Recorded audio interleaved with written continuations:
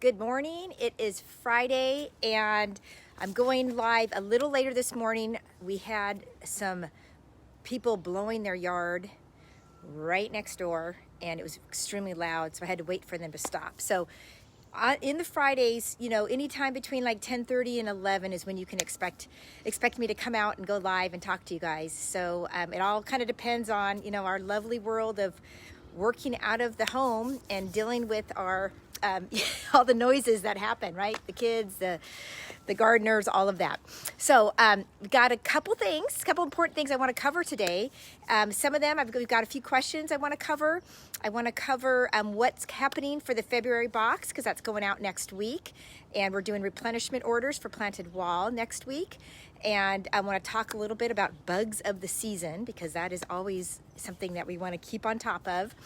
And I want to talk a little bit about survey results and our soup challenge that's going on. So let me start first with I'll start first with the soup challenge, because that is what, as you guys know, every month we want to do a Get Your Greens challenge for the members in Planted, so that you guys are making sure you're staying on top of getting the greens into your diet. Because why we do this, why do we grow food? We grow the nutrient dense, healthiest food you can grow when you're doing it in living soil, but then you got to make sure you're consuming it. It's beautiful to look at, as you guys can see right here, but it's even better when you taste it and you eat it. So on that note, we did have a question about mustard greens and I know the Planted Wall customers, a lot of those guys have mustard greens. And let me show you, if you can see right up here, this is a mustard green. They're beautiful in the wall. Look at that. They just get so big. I've got one down here as well. I don't know if you can move that down a little bit. This thing, it's just so beautiful. And so mustard greens, just so you know how to think about those, is they are in the mustard family, obviously.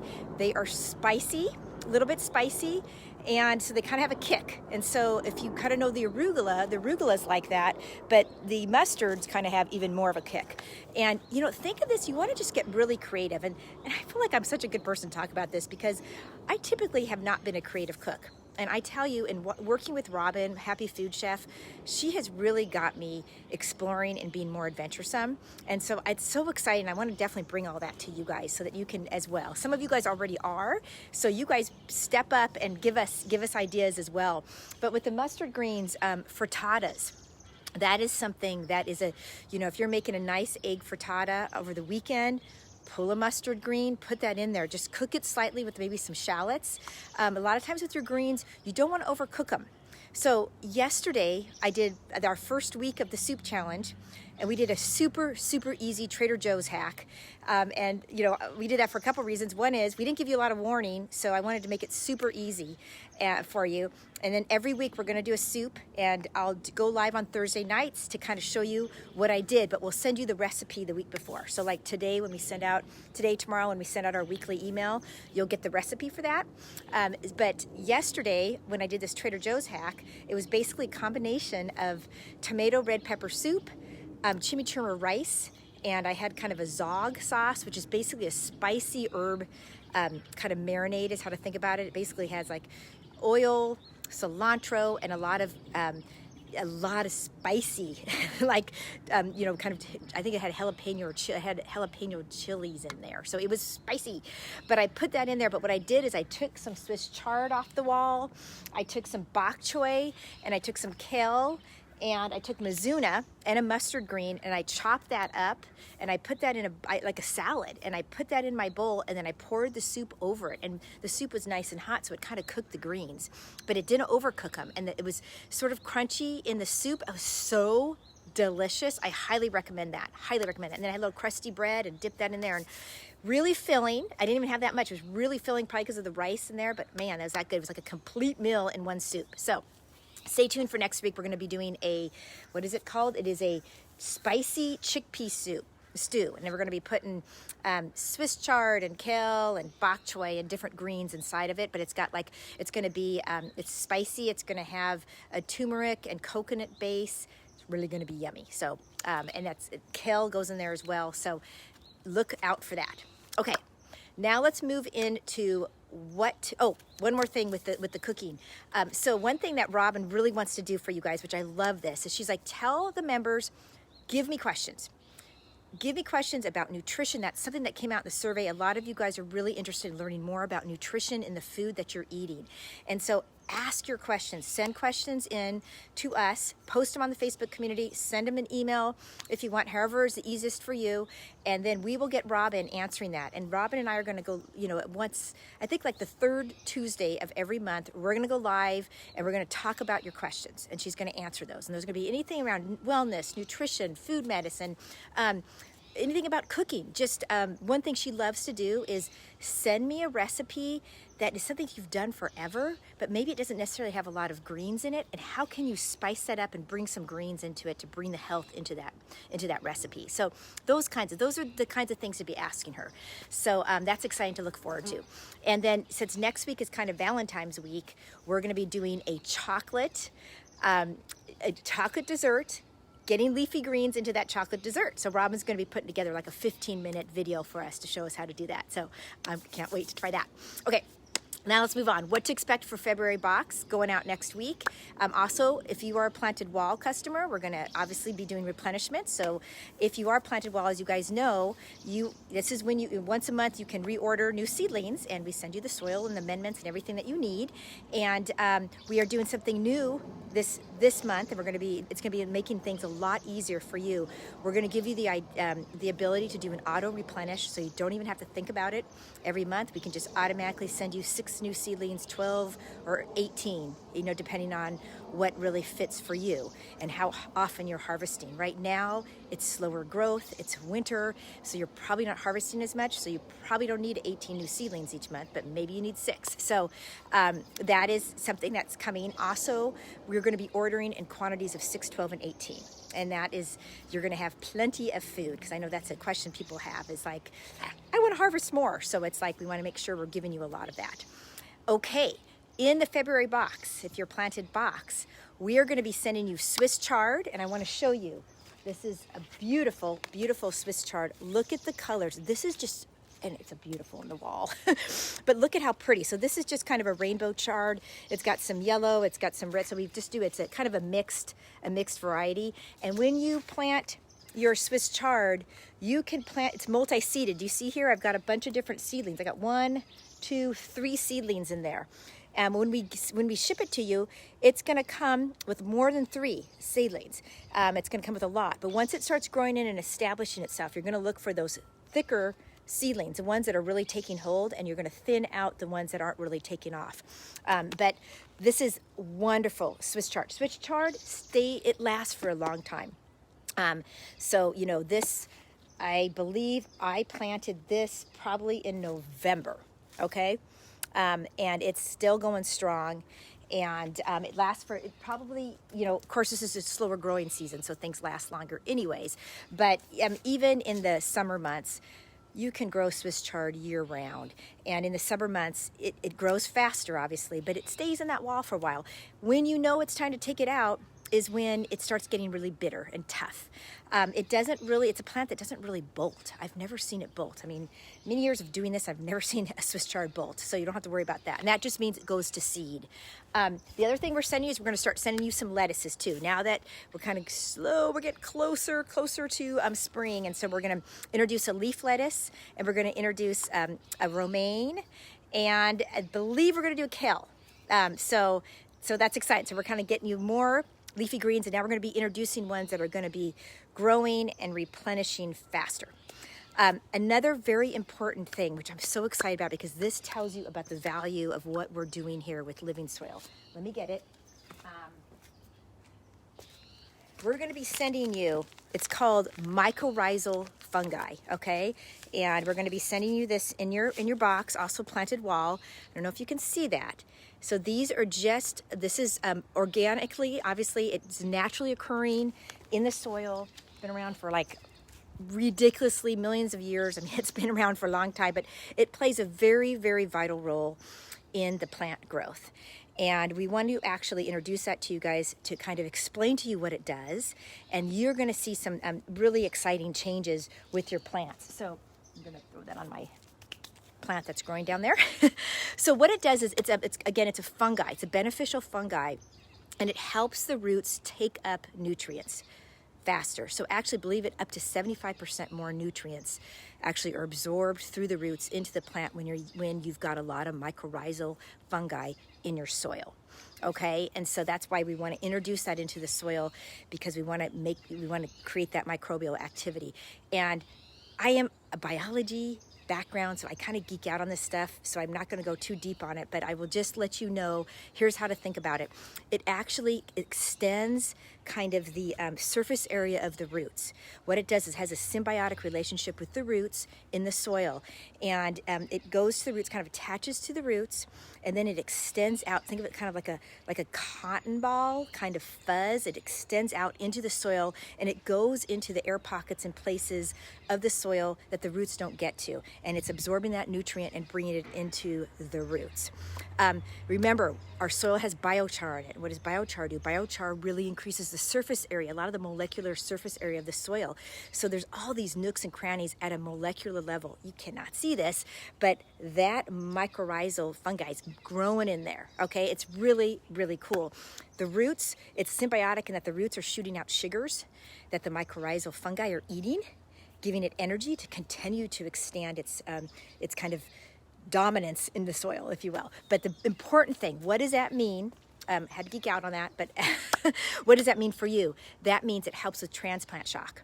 So when you get a seedling, this is very, very common. When you get a seedling and you first plant it, it's a little shocked, right? It's been handled, it's been moving around, and so it's kind of like, ooh, it's trying to figure out its home. So it helps with that. It helps establish that faster, kind of, and the other thing it does is it actually helps your roots get established and grow.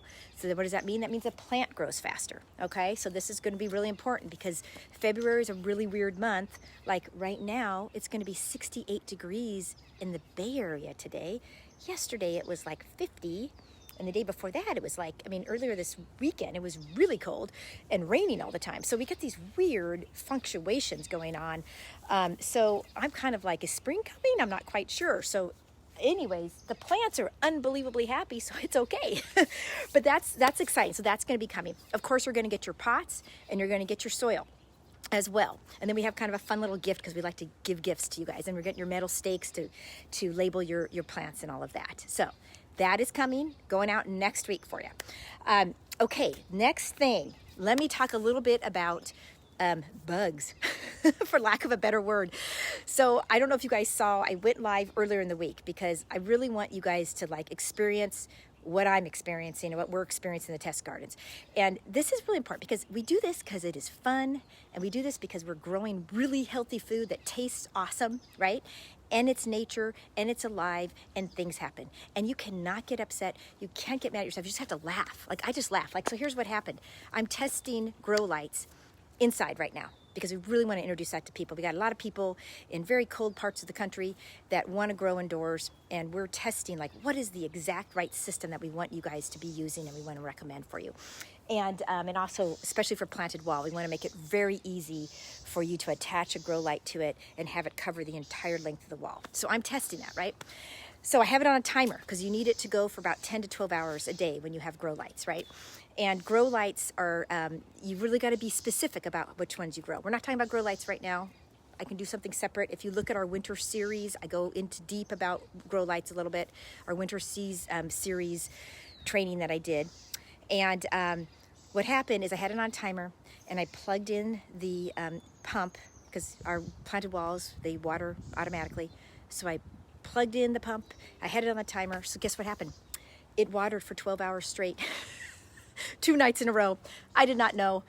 And so what did that mean? That means you have a very, very wet environment indoors. That is an absolute recipe for disaster if you have plants indoors and they're overwatered. And it's, it's inside, so there's not a lot of airflow. It's not as healthy as an environment as it is when it's outside. So guess what happened? I got fungus gnats. Bad. So I went live to show you guys, here's what fungus gnats look like, and here's what you do. So it was awesome, because I got to show you guys. So I don't know if you remember, the last week I was trying to find an example of fungus gnats. I couldn't find it, and then now I have an example. But what I wanted to see, if I brought it over, not bring it over. I just want to explain what you do is you kind of just hit the leaves a little bit, And what you'll see is you'll see flies kind of, you know, you see little black gnats flying up. That's when you know you have it. If you have a leaf that just is really wilted and not thriving, like when you touch it, you know a healthy leaf, right? It's shiny. Healthy leaves on a, you know, food, they're shiny, they're you know, they're firm. They're not like your kale is a very thick leaf, so it's very firm. But like, let's take a romaine. Do I have a romaine close by? Like here's a nice leaf lettuce. I don't know if you can see this, but this is very, like, I'm touching it right now. It's really firm. It's nice, and there's a lot of vitality, and you can see the color in that. That's nutrients in there. When you got fungus gnats, it's kind of wimpy. And the reason why is the fungus gnats, they only last for about a week. They lay eggs into the soil, and when it's wet, it's just a lovely harvest area for those eggs. The larva hatches, and the larva basically feeds on the roots. And so it's kind of, you can imagine the roots are not able to take up as much nutrients, so the food is not thriving. So that's why you do not want fungus gnats. And so what I do is you get those mosquito bits we sent you, and I mix that into the soil. And so I did that on Tuesday, and now the fungus gnats pretty much died down, because the fungus gnats are going to live for about a week, right? But what's going to happen is I'm not going to get any more, because the larva is not surviving, because the mosquito bits kills the larva. It's all organic. It's just an organic, natural occurring bacterium that basically the larva, like, it basically stunts the growth of the larva and it dies. So so the good news is I've eradicated future fungus gnats, and then I got to let the ones that are there kind of live out their life for the next 2 or 3 days, and then they're gone. So there you go. That's fungus gnats. The other thing to think about is slugs. You know, if today it's not wet, but when it gets really wet and rainy and such, slugs kind of appear. They like bok choy, probably because it's nice and fleshy. Those leaves are thick. So just be on the lookout for slugs, okay? And what you do with slugs, we actually have a video tutorial that we've been sending in the weekly tips. We'll make sure it's in the Facebook community for you as well. And you get sluggo pellets. Those are organic, and you just kind of put those around the corner of the pot. And so when they crawl in, they go over the sluggo pellets, and, you know, they die. So that's kind of how you get yourself rid of slugs. And then you also want to be on the lookout for powdery mildew. Okay, and powdery mildew is, I had one over here. I'm gonna bring my camera over here. Okay, so maybe you guys can see that. Okay, so I'm just gonna take, this is an example. This is a romaine. I don't know if you can see this very well. I'm trying to make sure I can put it right in front of the camera. But do you see those white? See how it's kind of white? It looks almost kind of moldy. That's powdery mildew.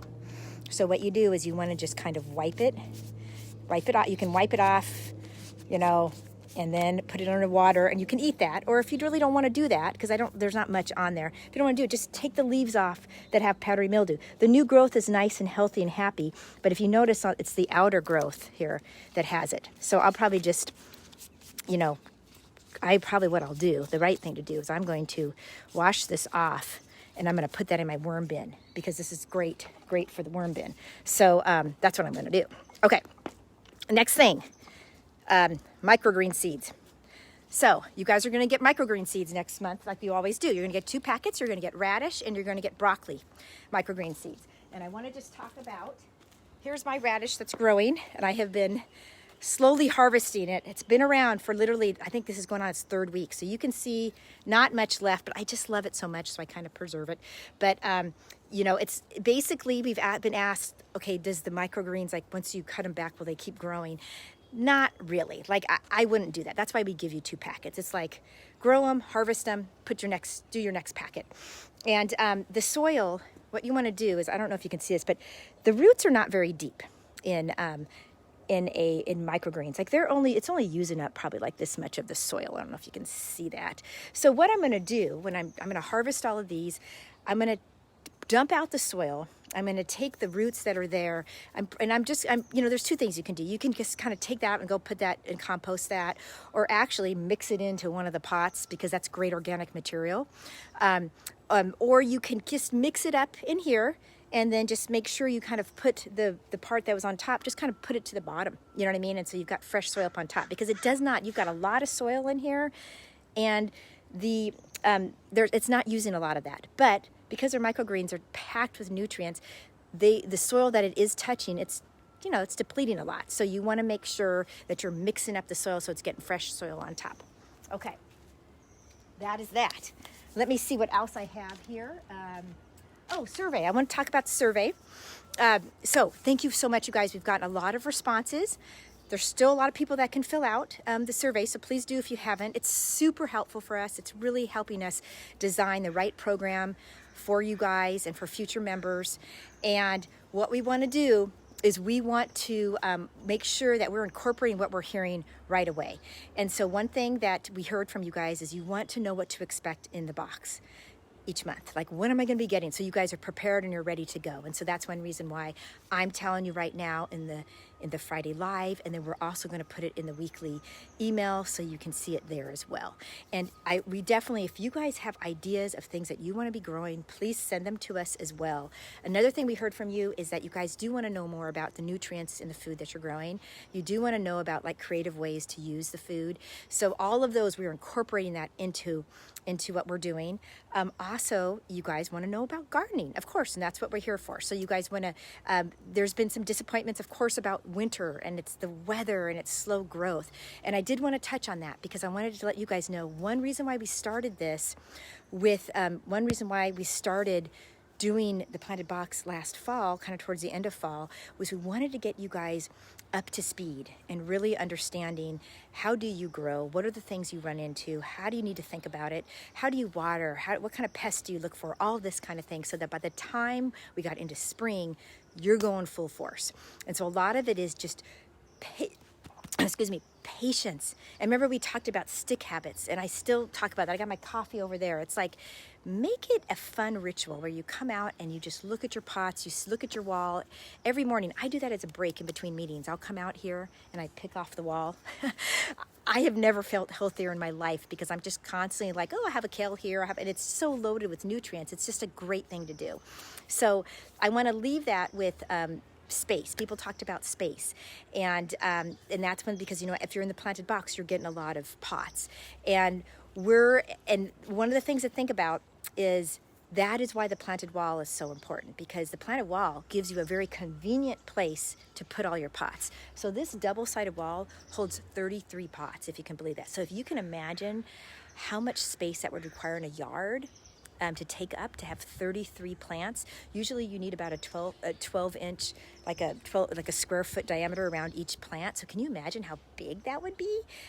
Most people don't have that space. If they do have the space, they don't have the sun in the right space where they have the space for the garden bed, right? And so it's just such a convenient, it literally takes up 2 square, like right here, it's like 21 inches by 21 inches and it's about 5.5 feet tall. So it's very compact and doable. So it makes inspection easy. I can be right up front and close with the plants. I know what's going on. I can immediately check to see, does my kale have aphids? Aphids love kale. And I can immediately be on top of it.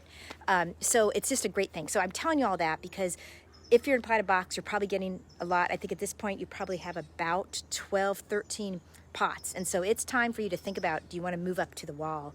And we are doing a special right now for Valentine's Day. But now, until Valentine's Day, it's only $400 for the wall. That's $250 off the regular price. So it's a huge deal. And we want to do it because we want to get you ready to go for spring, which is like a month away when you think about it. So know that if you are in the Bay Area, 408 area code 650-831, we will deliver it for free, set it up, and do a consult with you. So this is kind of an amazing thing. We really want to get you guys set up for success. That's why we're doing it. So email us, direct message us, however you can reach us if you have any questions about how it works. It does come with irrigation, so you don't have to worry about that as much. So it kind of comes with everything you need. We also send you a pack of amendments like Sluggo and mosquito bits and things like that, so you have that with you. All right, very good. That is everything. Please reach out with questions, and great seeing everybody. Take care. Enjoy your weekend. Bye-bye.